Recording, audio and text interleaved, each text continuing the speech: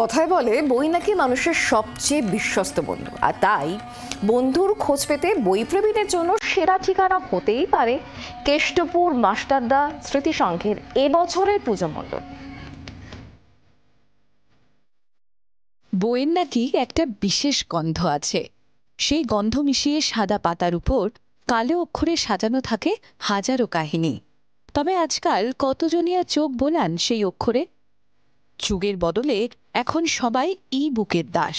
এই ভাবনাই এবছর উঠে আসছে কেষ্টপুর মাস্টারদা স্মৃতি সংঘের পুজো মণ্ডপে।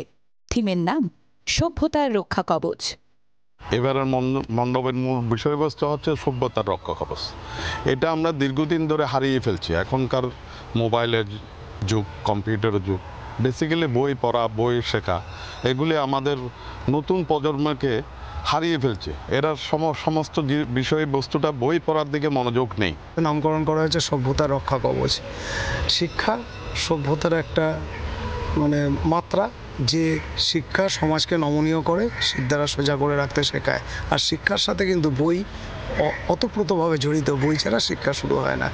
যদি এমন একটা শহর হতো যেখানে মোবাইল ফোন ব্যবহার মানা, যদি এমন হতো যে সেই শহরের বাড়ি, ঘর, রাস্তা, সেতু সবই অক্ষর দিয়ে তৈরি। বাস্তবে না হলেও শিল্পীর কল্পনায় কোনো কিছুই অসম্ভব নয়। ৭২তম বর্ষে কেষ্টপুর মাস্টারদা স্মৃতিসংঘ এবার এমনই এক অদ্ভুত কাল্পনিক শহর তৈরি করছে। যদি এমন এক শহরের কথা কল্পনা করা যেত, তা ইট এবং কংক্রিটের তৈরি না হয়ে তৈরি হতো অক্ষর দিয়ে, তাহলে কেমন হতো? ঠিক এই কেমন হতোর ভাবনা থেকে এক অদ্ভুত সুন্দর থিমের জন্ম দিয়েছে কেষ্টপুর মাস্টারদা স্মৃতি সংঘ। এই মণ্ডপের চারপাশ দেখলেই বোঝা যাচ্ছে এখানে যা কিছু রয়েছে সবই তৈরি হয়েছে অক্ষর দিয়ে।